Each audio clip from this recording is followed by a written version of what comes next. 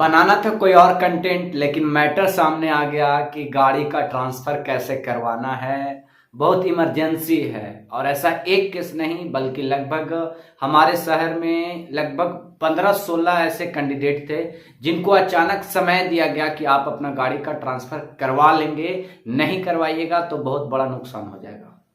तो मैंने सोचा कि चलो अपना कंटेंट को रखते हैं साइड में, पहले ये बताते हैं कि आप किसी भी गाड़ी को ट्रांसफर करने की क्या प्रोसेस होती है, आप गाड़ी को ट्रांसफर कैसे कर सकते हैं एक मालिक दूसरे मालिक को। आप अगर सेकंड हैंड आपका गाड़ी है तो भी, थर्ड हैंड आपका है तो भी, तो आप कैसे अपने गाड़ी को ट्रांसफर कराएंगे, ये प्रोसेस आज की इस वीडियो में हम लोग जानेंगे।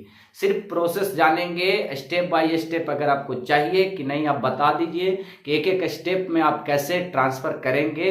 तो मैं आपके सजेशन पर, आप अगर कहेंगे तो मैं आपके सजेशन पर एक अगली वीडियो लाऊंगा पार्ट 2, जिसमें मैं अपने लैपटॉप से या फिर अपने मोबाइल से आपको सामने कर बताऊंगा कि आप कैसे करेंगे।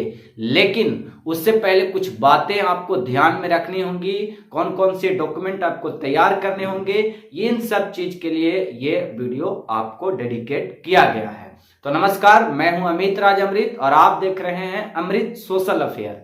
आज हम लोग जानेंगे कि आज आपकी गाड़ी को ट्रांसफर कैसे किया जाए। देखिए, कोई भी गाड़ी हो, अगर आप ट्रांसफर करवाना चाहते हैं तो सबसे पहले आपको यह ध्यान देना होगा कि आपकी गाड़ी की सारी कागजात अच्छी होनी चाहिए। मेरा कहने का मतलब यह है कि अभी जब हम शूट कर रहे थे वीडियो तो अचानक ये जो काम आया गाड़ी ट्रांसफर करवाने वाला, अचानक मतलब हमें काम दिया गया कि हमको इमीडिएट ये चाहिए, तुरंत चाहिए, एक सप्ताह के भीतर चाहिए कि आप गाड़ी ट्रांसफर करवाएं। तो मैंने उनसे डिटेल मांगा, मैंने ऑनर बुक मांगा, सब कुछ मांगा। तो हमने देखा कि उनके गाड़ी में बहुत सारे प्रॉब्लम है। तो मैं सोचा कि ये प्रॉब्लम तो हर किसी के सामने हो सकता है ना भाई। जैसे हमारा गाड़ी है, हम किसी को दे दिए चलाने के लिए, वो कैसे चला रहा है, कैसा व्यवहार है गाड़ी का, कैसा सर्टिफिकेट कैरेक्टर बना कर रखा है, वो हमें क्या पता है। तो हमको कैसे जानकारी लेना होगा, हमें कैसे पता चलेगा। तो सबसे पहले हम उस कस्टमर का डाटा डाले तो उसमें हमको पता चला कि गाड़ी का फिटनेस पेपर फेल है, गाड़ी का लंबा लंबा चालान पेंडिंग है, अभी तक वो चालान नहीं भरे हैं। अब भाई साहब को इतना भी नहीं पता कि हमारे गाड़ी पर चालान होता है, चालान होकर आया है। तो भैया, तो सबसे पहले हम आपको बता दें कि आपकी गाड़ी अगर इलेक्ट्रिक गाड़ी है तो ठीक है, मैं अभी इलेक्ट्रिक की बात बोल रहा हूं, आगे फिर हम ये जो पेट्रोल डीजल से गाड़ी चलती है, चाहे 2 व्हीलर 4 व्हीलर जो भी आपका है, सब कुछ के बारे में बताएंगे। मैं अभी जो कस्टमर की बात बोल रहा हूं कि जो हमारा इलेक्ट्रिक का कस्टमर आता है, जो इलेक्ट्रिक ई रिक्शा होता है ना, उसका। तो हमने देखा कि भाई साहब उसका चालान 2500 रुपया पेंडिंग था। तो सबसे पहले हमने वो चालान के बारे में उससे बताया, और जब मैं ये चालान के बारे में उससे चर्चा की तो उन्होंने कहा कि ये चालान के बारे में हमें तो जानकारी भी नहीं था और ये चालान 1 साल से पेंडिंग था। तो भैया, आपको चालान जमा करना ही होगा, ये आप मत भूलिएगा कि हम चालान नहीं जमा किए हैं तो कोई बात नहीं, ये आपको चालान भरना ही पड़ेगा। चाहे आप 1 साल में भरें, चाहे गाड़ी बेच भी दें, तो आपको चालान भरना ही पड़ेगा। That is point. तो सबसे पहले आप जाएंगे डैशबोर्ड पे, लिंक डिस्क्रिप्शन में दे दिए हैं, आप भी अपना चेक कर सकते हैं। कम से कम आप ट्रांसफर तो नहीं कर सकते अभी इस प्रोसेस में, लेकिन आप चेक जरूर कर सकते हैं कि आपके गाड़ी पर कौन कौन से फॉल्ट है। तो सबसे पहले जो हम डिस्क्रिप्शन में लिंक दिए उस पर जाइएगा, पढ़िएगा सारा डिटेल, और उसके बाद यहाँ पे लिखा रहेगा चेक माई व्हीकल्स, ठीक है ना। तो check my vehicles character certificate पर आप क्लिक करेंगे जैसे ही, तो आपको जो है आपको मांगा जाएगा कि आप किस राज्य से हैं, आपका डीटीओ ऑफिस क्या है, और आपकी गाड़ी नंबर और चेचिस नंबर का लास्ट 5 डिजिट आपसे मांगा जाएगा। अगर आप इसको भर देते हैं तो अब आपके सामने एक आपके मोबाइल पर जिस मोबाइल नंबर से आपका ऑनर बुक बना था गाड़ी लेने के समय, उस मोबाइल नंबर पर ओटीपी आएगा। अब बड़ा प्रॉब्लम ये भी कुछ लोगों का है कि सर वो जो हमारा ऑनर बुक है जिस समय हम गाड़ी लिए थे वो मोबाइल नंबर दूसरा है और अभी का मोबाइल नंबर दूसरा है। तो आप वहां पे नॉर्मल चीज है, वहां पे चेंज माई मोबाइल नंबर आता है, आप चेंज कर लेंगे, या तो फिर आप मोबाइल नंबर से लॉगिन ना करेंगे, आप आधार नंबर से लॉगिन करेंगे, बात खत्म, ठीक है।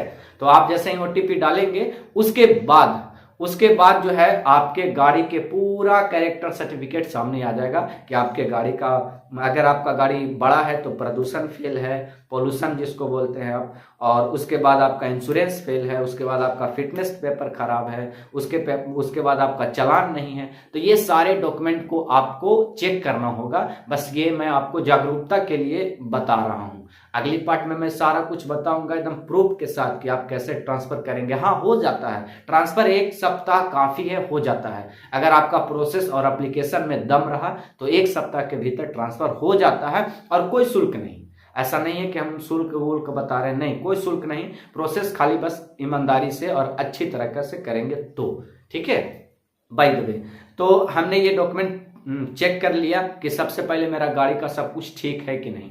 अगर मेरा गाड़ी का सब कुछ ठीक है तब हमें क्या क्या लगेंगे। तो सबसे पहले अगर आपका गाड़ी का सब कुछ ठीक है, जो लिंक बताए हैं वो आप चेक करेंगे। अगर आप उस मुताबिक से सब कुछ ठीक है तब आपको क्या करना होगा भाई।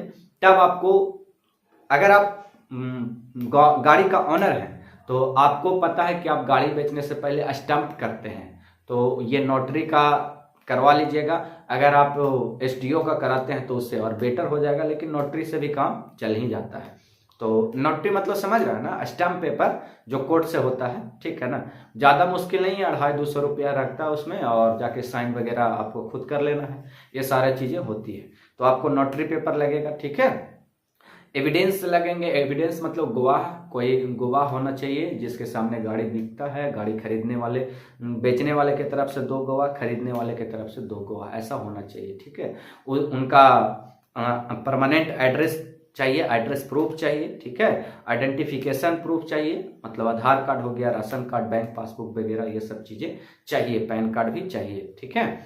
उसके बाद आपको ये प्रोसेस को आपको ऑनलाइन या ऑफलाइन आप 2 माध्यम से कर सकते हैं। हालांकि चीज़ें अब ऑफलाइन नहीं रह गई है, क्योंकि अब ऑफलाइन में ज़्यादा दौड़ना भी पड़ता है और प्रॉब्लम पेमेंट का भी होता है, घूस वगैरह का। तो आप ऑनलाइन ही करेंगे। और ऑनलाइन की क्या प्रोसेस है मैं अपने पार्ट 2 में मैं आपको बताऊंगा, लैपटॉप से या मोबाइल स्क्रीन, दोनों से।